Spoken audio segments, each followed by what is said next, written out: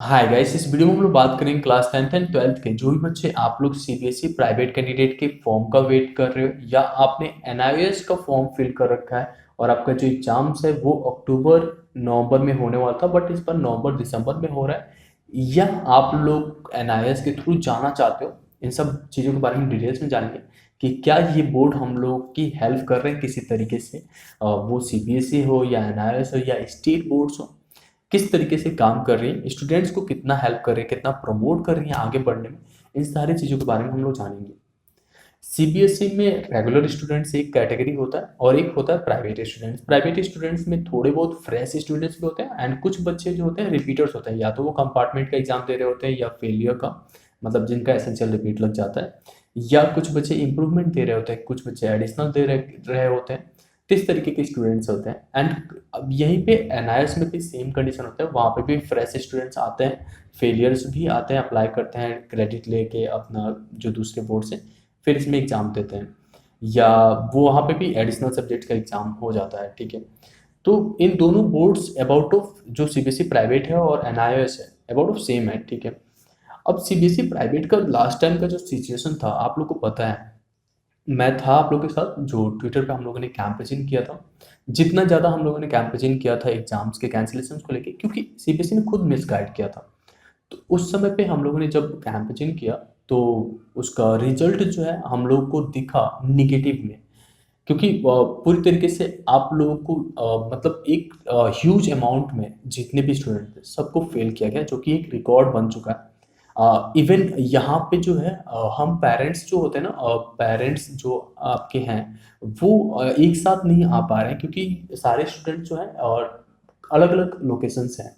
अब एक स्कूल के सारे बच्चे होते हैं तो वो कहीं प्रोटेस्ट कर सकते हैं। अब इतने सारे बच्चे, मतलब ऐसा नहीं है, एनआईएस में भी हर साल 3.5 लाख के आसपास बच्चे आते हैं, सीबीएसई में भी 1 लाख से ऊपर, मतलब सीबीएसई प्राइवेट में इतने स्टूडेंट्स होते हैं और इनकी रेवेन्यू भी काफ़ी अच्छे होते हैं। एनआईएस भी हर साल लगभग 200 करोड़ तक का वो करता है, इकट्ठा करता है पैसे, एंड सीबीएसई भी अबाउट ऑफ 20 करोड़ के आसपास इकट्ठा करता है पैसे, काफ़ी आप लोगों से लेते हैं ये लोग।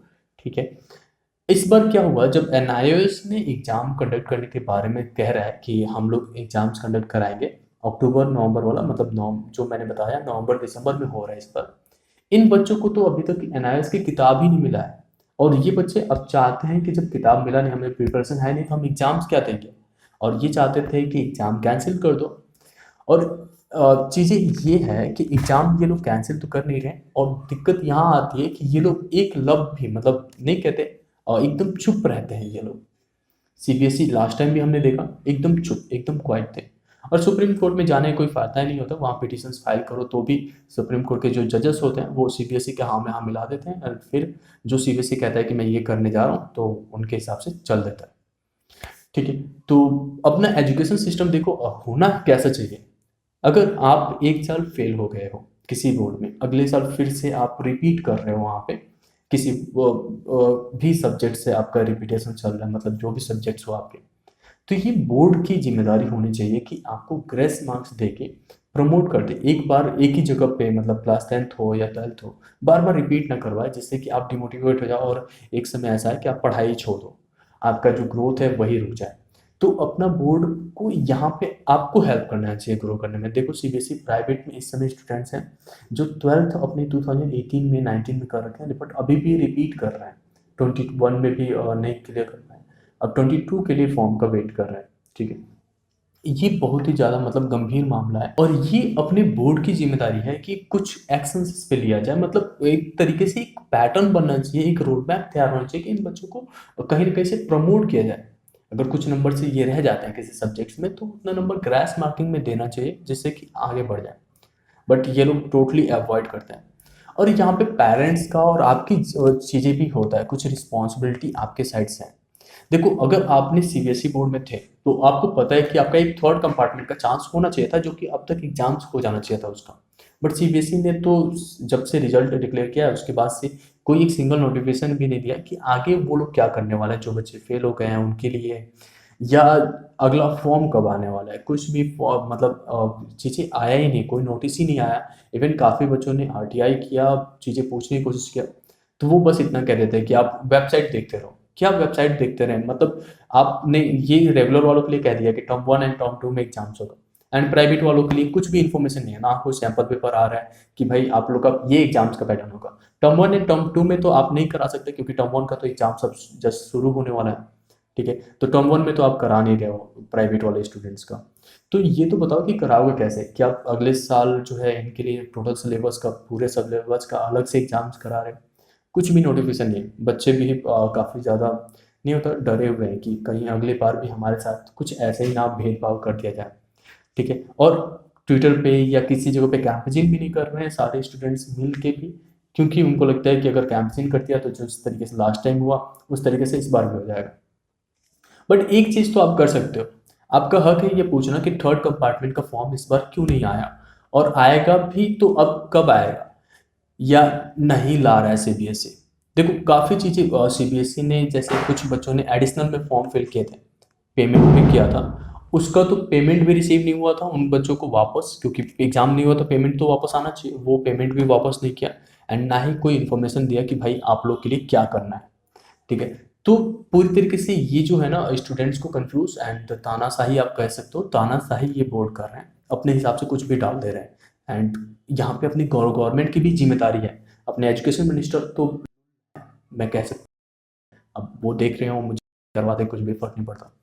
बट चीज़ें हैं जो चीज़ें, अब देखो अगर 1 लाख 2 लाख 4 लाख लड़कों का अगर भविष्य कहीं अटक रहा है, तो अपने एजुकेशन मिनिस्टर की जिम्मेदारी है कि उनसे बात करें, क्या उनकी परेशानियां हैं वो जानें, ठीक है। एनआईएस के इस बार अबाउट ऑफ 3.5 लाख हर साल मैंने बताया कि अबाउट ऑफ स्टूडेंट्स आते हैं, और अक्टूबर नवंबर के एग्जाम्स में भी काफ़ी स्टूडेंट्स अपीयर होने वाले हैं, और इनके पास किताबें नहीं हैं, और कई जगहों पे फ्लड्स आ रखा है, कोविड के केसेस आ ही रहे हैं, तो इनके लिए कोई वही नहीं है कि किस तरीके से वो एग्जाम्स कराना चाहते हैं। ये बस कह दिया कि ऑफलाइन एग्जाम्स कराएंगे, हो गया बस। ऐसे फिर स्टूडेंट्स आधा अपीयर होंगे आधा नहीं होंगे, बस इनको कोई मतलब ही नहीं है, फिर अगले साल फिर से पेमेंट करेंगे स्टूडेंट्स, फिर से अगले साल बैठेंगे, फ्यूचर एक एक साल बर्बाद करते जा रहे हैं। गड़बड़ी तो यहाँ पे है, ये दोनों बोर्ड इतने बड़े बोर्ड हैं, फिर भी इनका जो हेल्प डेस्क है जहाँ पे हम लोग कॉल करके कुछ चीज़ें पूछ सकते हैं, वो पूरी तरीके से लुल हो गया है। मतलब वहाँ पे तो कुछ भी, कोई फ़ोन ही नहीं उठाता, मतलब स्टूडेंट्स परेशान रहते हैं फ़ोन कर करके, ठीक है। एंड जिस जो अगर किसी ने उठा भी लिया ना, तो उनके पास इन्फॉर्मेशन ही नहीं होता, कुछ पता ही नहीं होता कि क्या चलता है इस बोर्ड में। मतलब एक सरकारी जो नहीं होते जॉब ले लेते हैं, तो फिर उनके बाद से बस हो गया कि भाई मेरा हो गया, अब मैं काम नहीं करूँगा। ऐसे ही तो किया था संजय भारद्वाज जी ने, आप लोग की फीलिंग्स के साथ खेला। आप लोगों ने उनको मेल करके ये पूछा था कि भाई सीबीएसई प्राइवेट के भी एग्ज़ाम कैंसिल है क्या? उन्होंने कहा हाँ कैंसिल है। फिर जब लास्ट में ला के एग्ज़ाम के कुछ दिन पहले कह रहे हैं भाई आप लोग का एग्ज़ाम्स होगा, ये मैंने नहीं कहा है, वो ऑटोमेटेड मेल था। क्या है इस तरीके से बोर्ड चलती है क्या? इतने बड़े जिम्मेदारी पे आप बैठे हो और आप कुछ भी आके कह दे रहे हो। तो ये सारी चीज़ें हैं यार, और आप लोग का जो मैं अपना फ़ोन नंबर आप लोग के साथ शेयर किया था, वो धीरे-धीरे मैं अब कम कर रहा हूँ, क्योंकि आप लोग के कॉल्स काफ़ी ज़्यादा आ जाते हैं मेरे पास, तो आप लोग के लिए वीडियो नहीं आ पाती है, तो मैं आप लोग से बात ही करते रह जाता हूँ। अभी जो फ़ोन नंबर्स है धीरे-धीरे मैं हटाऊँगा यूट्यूब से, एंड हम लोग जो है अब डायरेक्टली ऐसे इंटरेक्ट होंगे यूट्यूब पे। आप लोग सोशल मीडिया पे आ सकते हो, मेरे साथ जुड़ सकते हो, एंड व्हाट्सअप शायद चल रहा है अभी भी, टीम उस पर रिस्पॉन्स आपको लोग करते रहेंगे। कुछ भी चीज़ें आपको पूछना है आप पूछ सकते हो। सीबीएसई का जो फॉर्म है वो इस महीने में हम एक्सपेक्ट कर सकते हैं कि आ जाएगा, ठीक है। और जो एनआईएस में 15 नवंबर तक लेट फीस के साथ एडमिशन हो रहा है पब्लिक एग्जाम्स के लिए, आप उसमें रजिस्ट्रेशन करा सकते हो, और अगर आप ऑन डिमांड के लिए जाना चाहते हो तो उसके लिए भी रजिस्ट्रेशन करा सकते हो, ठीक है। होप सो कि आपका दिन अच्छा जा रहा है, ठीक है। आप लोग को हिम्मत नहीं हारनी है, आप लोग अपना पढ़ाई जारी रखो, कुछ कुछ चीज़ें नए नए चीज़ों को सीखते रहो। आप लोग अगले पीढ़ी हो, अगली पीढ़ी आप हो, आगे आके आपको इस सारे जो एजुकेशन के चीज़ों में जो गैप्स हैं उसे फिल करना है, ठीक है।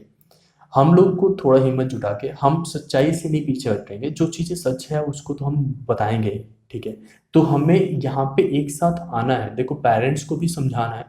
मैं काफ़ी टाइम स्टूडेंट से जब बात करता हूँ तो कह देता हूँ पेरेंट्स से ही बात करा दो, अगर उनको लगता है कि आप जो है कर नहीं सकते तो, ठीक है। सबके अंदर गट्स है, सब कुछ ना कुछ करते हैं लाइफ में, काफ़ी आगे जाते हैं, ठीक है। तो हमारा ये चीज़ें कहीं नहीं रोकेगा, और हम एक साथ जुड़ के, एक साथ हो के आगे बढ़ेंगे, ठीक है। सब लोग जीतेंगे। और ये जो थोड़े से जो हमारे बोर्ड जो है हमें दबाने की कोशिश कर रहे हैं, इससे कुछ फ़र्क नहीं पड़ेगा, ठीक है। हम लोग आगे निकलेंगे। इस वीडियो को यहीं पे ख़त्म करते हैं। Thank you so much.